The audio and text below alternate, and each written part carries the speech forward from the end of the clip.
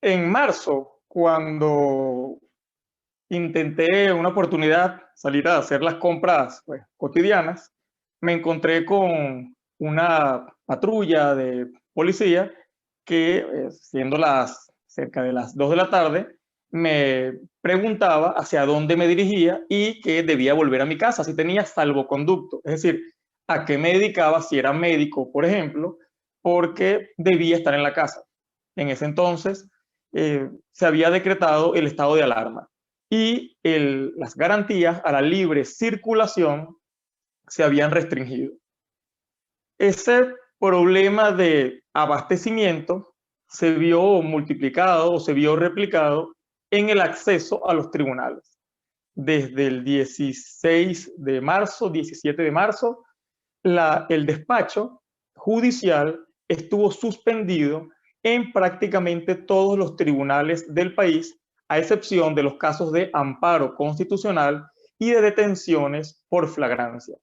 Esta situación duró aproximadamente durante 7 meses, hasta que la Sala de Casación Civil emitió una resolución en 3 estados pilotos en Venezuela para permitir, para facilitar, en definitiva, para habilitar tribunales en materia civil, mercantil, bancaria y de tránsito para el conocimiento de una llamada prueba piloto del que se denominó despacho virtual. Si me pueden poner la presentación para ir llevando la imagen, el acompañamiento visual a medida de lo que voy hablando, se los agradecería. Si vamos a la siguiente imagen, muchísimas gracias. Esta es la situación que resumo en esta lámina y que titulo como problema.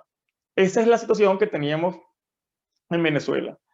Además de que los tribunales, en su mayoría, el acceso a los tribunales no era posible porque no podían despachar, teníamos una legislación o una normativa procesal que no es la idónea, como a un día la tenemos, no contiene lo último en la aplicación de la tecnología al derecho procesal. Sin embargo, es suficiente para permitir ciertas actividades. Es decir, prácticamente todos los actos procesales pudieran realizarse.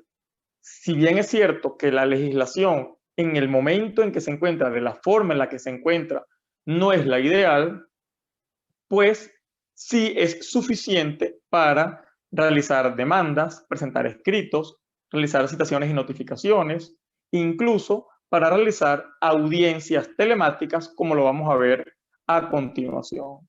Otros dos aspectos fundamentales en la anterior, antes de pasar aquí a la solución, es la falta de educación formal o de formación y capacitación en materia de derecho informático, principalmente de derecho procesal telemático, tanto a los abogados en general como a los servidores judiciales.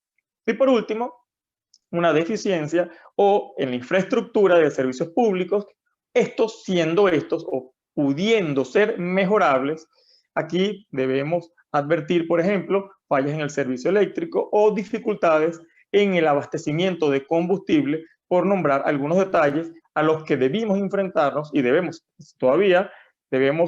seguimos enfrentándonos desde marzo hasta la actualidad, hoy, 30 de noviembre de 2020. ¿Cuáles fueron las soluciones que dio? Así lo vamos a ver en la siguiente imagen, que presentó el Poder Judicial ante esta situación.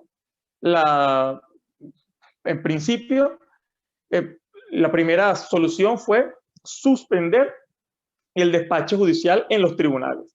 Y como les comentaba antes, quedó al servicio de los ciudadanos la actividad jurisdiccional en los casos de detenciones por flagrancia, vale decir, penal ordinario, responsabilidad penal de adolescentes, violencia contra la mujer, justicia militar. En estos casos de detenciones flagrantes, penales, los tribunales estaban obligados a dar despacho y de hecho daban despacho. Es decir, estaban en pleno funcionamiento. Seguidamente, a finales de julio, específicamente ya para iniciar el mes de agosto, la Sala de Casación Civil del Tribunal Supremo de Justicia emite una resolución a partir de la cual crea estos 3 estados pilotos. Luego surgen otras 2 resoluciones, la 004 y la 005, que ya a partir del mes de octubre refuerzan este procedimiento especial del llamado despacho virtual y el acceso a los tribunales ya no es solamente en los 3 estados pilotos, sino que va a ser con una resolución de la Sala Plena a partir del 5 de octubre en todos los tribunales del país, pero no como ha sido en la Sala de Casación en materia civil a partir de la resolución de la Sala de Casación Civil, sino que se permite el acceso a los tribunales ya de forma presencial, una semana completamente habiendo despacho y otra semana sin despacho, solamente aquello que se puede realizar utilizando las tecnologías de información y comunicación. Asimismo, tenemos los lineamientos como otra solución que emitió el Tribunal Supremo de Justicia de la Sala de Casación Social, a partir de los cuales es posible igualmente utilizar tecnologías de información y comunicación en los casos de protección de niños, niñas y adolescentes para poder continuar, desarrollar, retomar en definitiva la actividad jurisdiccional. Entonces, habiendo conocido cuál es el problema y cuáles fueron las soluciones jurídicas que se crearon desde el Tribunal Supremo de Justicia, vamos a ver a partir de la siguiente imagen, por favor, 4 aspectos centrales que deben considerarse en toda implementación de políticas de justicia digital. La primera de ellas, está referida a los actos procesales telemáticos escritos. Aquí me refiero a la demanda, entendiendo por demanda el escrito o el archivo que contiene la pretensión, lo que yo quiero pedir al tribunal. En segundo lugar, tenemos los actos procesales telemáticos orales. Esto se resume en las audiencias, en las participaciones en las cuales no solamente se lee un determinado escrito, sino que se participa directamente, en el cual debe haber inmediación, debe haber posibilidad de repreguntar. En tercer lugar, un tema fundamental es la telefunción judicial. ¿Cómo realizan los servidores judiciales su actividad? ¿Cómo van a trabajar ahora desde casa, con clases suspendidas presenciales, teniendo a los hijos en casa, con un horario para comprar los alimentos? Es decir, cómo reconfigurar el estilo de vida a partir de la multiplicidad de funciones ubicadas en el lugar. Es decir, no solamente realizando su trabajo, que siempre había venido realizando, sino además convirtiéndose aquellos que tenemos niños pequeños en maestros de los niños para poder realizar pues, las tareas de función educativa, además de aquellas personas que estaban estudiando o dando clases, como en mi caso, para enseñar o aprender utilizando las tecnologías de información y comunicación. Todo esto en un mismo horario, en un mismo espacio, con una misma computadora y una misma conexión, servicio de Internet para todos los miembros del hogar. Y por último, un tema que es fundamental es la formación en derecho informático. ¿Cómo respondió el Poder Judicial venezolano? Vamos a hacer alguna comparación de estos 4 aspectos iberoamericanos a partir de marzo con la pandemia de COVID-19. Vamos entonces con la siguiente imagen, con el primero de los elementos a considerar, los actos procesales telemáticos escritos.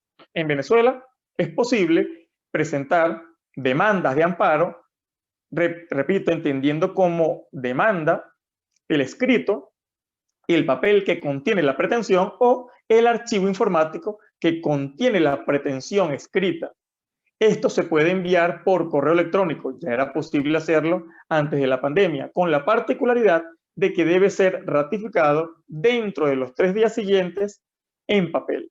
Aquí había dificultades como, por ejemplo, conseguir combustible para trasladarse hasta el lugar, conseguir la tinta o el tóner, el papel, cuando las librerías, los lugares donde venden estos implementos de oficina, no estaban funcionando. Una vez que se abrieron, que se dio apertura a este tipo de comercios, fue más fácil y ha sido más fácil el acceso a la justicia con todos los elementos materiales que requiere. También es posible presentar demandas en materia civil de niños, niñas y adolescentes, utilizando las tecnologías de información y comunicación.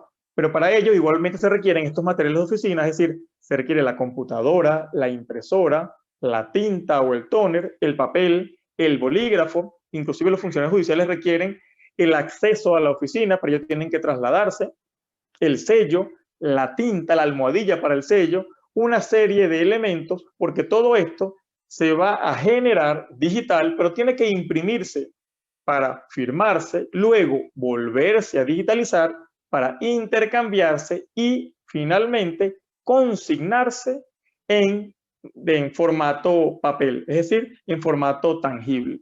Todo esto porque en Venezuela, aun cuando desde el año 2018 tenemos al menos en materia de violencia contra la mujer y de responsabilidad penal de adolescentes, la resolución de la sala plena según la cual se crea el expediente digital, aún no tenemos expedientes digitales, ni siquiera digitalizados. Nuestros expedientes siguen siendo en papel. Aunque intercambiemos demandas, escritos, celebremos actos virtuales, todo eso termina plasmándose en un papel que debe ser pues impreso, firmado y sellado de la forma que tradicionalmente todos conocemos.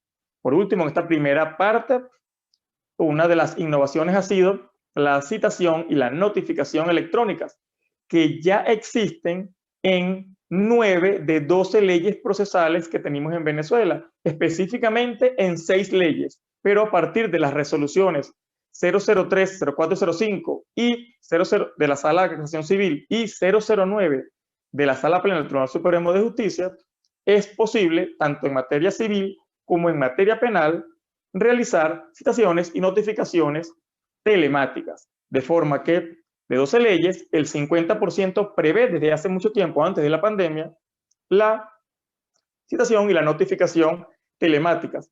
Sin embargo, de esas 6 leyes, 3, CPC, Ley de Violencia contra la Mujer, Código Orgánico Procesal Penal, entre otras, pero ahora es posible realizar esa citación y notificación telemáticas gracias a estas resoluciones. De forma que, como decía antes, en 9 de 12 leyes, gracias a estas resoluciones, es posible citar y notificar por medios telemáticos. Sin embargo, esta normativa prevé que es posible hacerlo, pero no indica cómo. Ello llevó a que antes de la pandemia prácticamente no se utilizara la citación y la notificación telemáticas. A partir de la pandemia hubo algunas experiencias. Voy a narrar una que tuve yo durante la prueba piloto. Se practicó la citación trasladando al alguacil con la boleta pues impresa en papel, acudió a actuar acudió a presentar el escrito, la boleta, en la oficina de la empresa citada. No fue fructífera, no se pudo practicar la citación, por tanto, se envió por correo electrónico utilizando este sistema previsto por la Sala de Casación Civil. Ello tampoco dio resultado. Finalmente, se utilizó la citación por WhatsApp, que también lo prevé la resolución de la Sala de Casación Civil, y fue ese tipo de citación por WhatsApp la que resultó positivamente. A través de la citación por WhatsApp, pudimos citar a los demandados y continuar con el proceso. Es decir, esta fase procesal, que es de las que más tiempo toman en cualquier proceso jurisdiccional, se logró resolver gracias a la citación por WhatsApp. Al menos esa fue mi experiencia en la prueba piloto en el estado de Aragua. Veamos ahora la siguiente actividad, los actos procesales telemáticos orales. Desde el año 2006 en Venezuela, el primer tribunal que tenemos conocimiento que hizo uso de las tecnologías de información y comunicación, específicamente el Messenger de Hotmail, que había para ese entonces, para realizar actividad jurisdiccional, específicamente una audiencia, fue el Tribunal Primero de Protección del Niño y del Adolescente del Estado Zulia, a cargo del hoy juez jubilado Héctor Peñaranda. Posteriormente, la Sala Constitucional autorizó el uso de la videoconferencia para escuchar a un niño que se encontraba en la ciudad de Vigo, en España. Aunque no se realizó, queda como precedente que la Sala Constitucional lo había autorizado. Igualmente, la Sala de Casación Social se pronunció sobre la videoconferencia en el año 2016. Antes, en el año 2014, se había implementado el sistema de videoconferencia para escuchar a médicos forenses en el área metropolitana de Caracas sin tener que trasladarse hasta los tribunales. En el año 2016, la Sala de Casación Penal decidió que era jurisprudencialmente que era posible para un caso de reextradición utilizar la videoconferencia, ya que una persona que había sido extraditado a Francia y luego Alemania lo estaba pidiendo, de acuerdo a nuestra Constitución, como ello requiere una audiencia y no era posible económicamente traerlo, se fijó que podía ser por videoconferencia. En ese caso, a través de la regulación internacional, había otra forma que no ameritaba la videoconferencia y finalmente se autorizó la reextradición sin realizar la videoconferencia, pero habiendo reconocido la Sala de Casación Penal, y de allí la importancia de esa decisión, la posibilidad de utilizar esa tecnología. Finalmente, en el año 2016, la Sala de Casación Penal autorizó, reguló expresamente en detalle todo el procedimiento para realizar las audiencias telemáticas en la resolución 001-2016, hasta que en el 4 de noviembre, hace menos de un mes, la Sala Plena del Tribunal Supremo de Justicia autorizó para todos los tribunales penales el uso de las tecnologías de información y comunicación para citación, notificación y especialmente para el caso que nos ocupa, para las audiencias procesales. Vamos a ver la tercera imagen ahora, el tercer elemento, habiendo conocido cuáles son los problemas, las posibles soluciones y algunos casos prácticos de actos procesales escritos y orales mediante las tecnologías de información y comunicación, vamos a revisar sucintamente qué ocurrió con los funcionarios judiciales. En primer lugar, no hay una regulación especial vinculada con el teletrabajo. Es decir, se permite, la frase que se utiliza en la resolución 009 del 4 de noviembre, perdón, la 008 del 5 de octubre es la posibilidad de utilizar trabajo digital, es la expresión que utiliza, trabajo digital. Hasta el momento no existe una normativa general para todos los tribunales, salvo algunas circulares e instrucciones de algunas salas o rectores y presidentes de circuito, coordinadores nacionales, sobre trabajo a distancia. Esto trae varias dificultades. En primer lugar, la infraestructura para poder trabajar desde el hogar. Los funcionarios judiciales utilizan sus propios equipos y su propio servicio de Internet. Servicio de Internet que tienen que compartir, por ejemplo, con sus hijos para actividades académicas y para actividades de ocio. Así, en una encuesta que realicé hace menos de 2 meses a 60 funcionarios judiciales, específicamente jueces, el 38% comentaba que no disponía de conexión a Internet suficiente desde su casa para teletrabajar o para realizar la actividad judicial a distancia, mientras que el 62% restante decía que sí contaba con esto. Esto es un dato importante para poder establecer políticas de justicia digital. De ahí que el Tribunal Supremo de Justicia, cuando generó este programa de trabajo semanal presencial y luego otra semana desde casa, para aquellos que dispongan, lo estableció la Sala Plena, tomó en cuenta la realidad del país para poder continuar y no hacer más pesada la carga que ya tenían sobre sí los funcionarios de justicia. Un último elemento antes de pasar a la parte final es el tema de la ciberseguridad y los centros de ayuda. Las personas no van a tener al compañero de al lado para preguntarle ¿cómo resolviste esto? Se me trancó la máquina, ¿qué puedo hacer?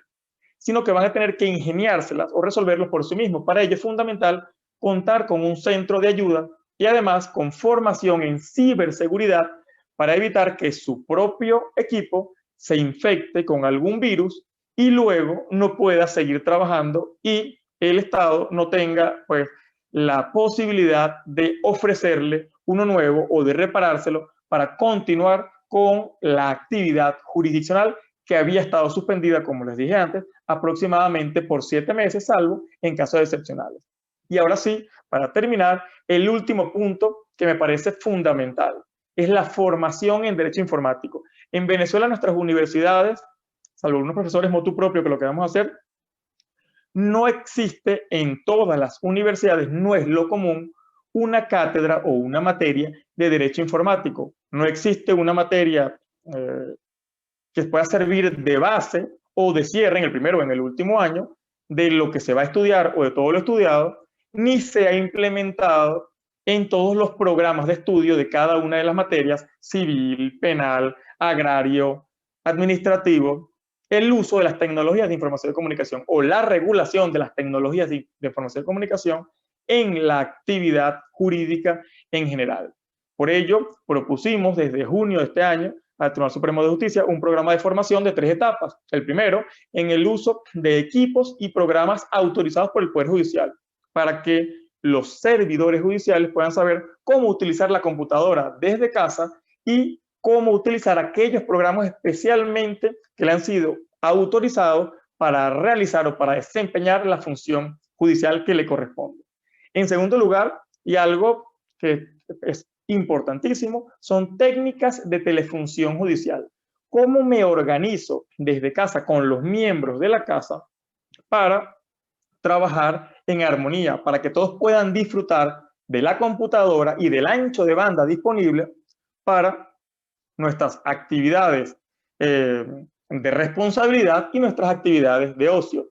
Y por último, y está en el nivel como el círculo de mayor tamaño, derecho procesal de emergencia o derecho procesal coronavírico.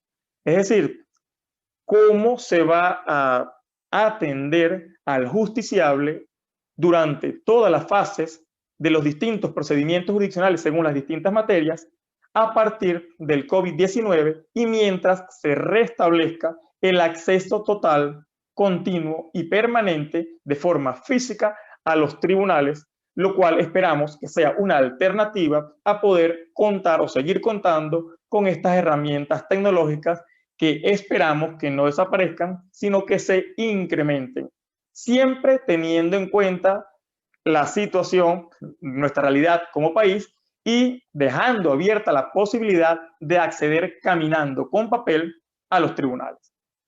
Ya para terminar, a modo de conclusión, podemos resumir en lo siguiente. Si me muestran la siguiente imagen, por favor. En el caso de iberoamericano, esto tiene que ver con la encuesta que les comentaba que había hecho hace poco menos de 2 meses. Incluso esta es una ampliación de una encuesta que empecé en el mes de junio. Vemos como para junio el 68% de los países no tenían actos procesales escritos telemáticos. En la actualidad, el 96, hoy día, 30 de noviembre, esto es una encuesta que actualicé hoy en la mañana, hoy 30 de noviembre en la mañana, mediante llamada telefónica, el 96% de los países pueden realizar actos procesales escritos en alguna materia. En junio, el 77% de los países no podían realizar audiencias telemáticas. Hoy, según información que recibí hoy en la mañana, el 91% de los países puede realizarlo. Solamente tenemos como excepciones Honduras, en los que, según la persona entrevistada, no puede realizar actos procesales telemáticos en ningún procedimiento. Y en el caso de Paraguay y Nicaragua, aunque la persona de Paraguay tenía las dudas en materia penal y no me lo ha confirmado, hasta el inicio de esta actividad no es posible realizar audiencias telemáticas. Luego, en materia de telefunción judicial con recursos propios, el 50% de los países en Iberoamérica trabaja con recursos propios de los servidores judiciales, es decir, su propia computadora y su propio internet. Y en cuanto a formación en derecho informático, cerca del 69% de los países recibe formación, ya sea universitaria o especialmente de las escuelas judiciales. Ahora sí, para terminar, a modo de resumen, y ahora vemos en la última lámina, por favor, tenemos que luego de casi 7 meses de suspensión, para algunos fue paralización y en consecuencia había que volver a citar, se abrió el despacho en todos los tribunales del país. A partir de la experiencia del coronavirus, se han reforzado e implementado nuevos actos procesales telemáticos o actos procesales telemáticos en materias en las cuales no era posible. Es importante invertir en infraestructura para continuar avanzando, pero, y es lo que hemos venido defendiendo y promoviendo, hay opciones gratuitas para poder avanzar aún más e implementar con mayor contundencia la justicia digital en el país. Por último, la capacitación de los servidores judiciales es fundamental para generar nuevas y mejores estrategias, porque mientras mayor cultura de derecho informático tengamos, más rico será el debate y mejores podrán ser las propuestas y los resultados que vamos a obtener. Muchísimas gracias.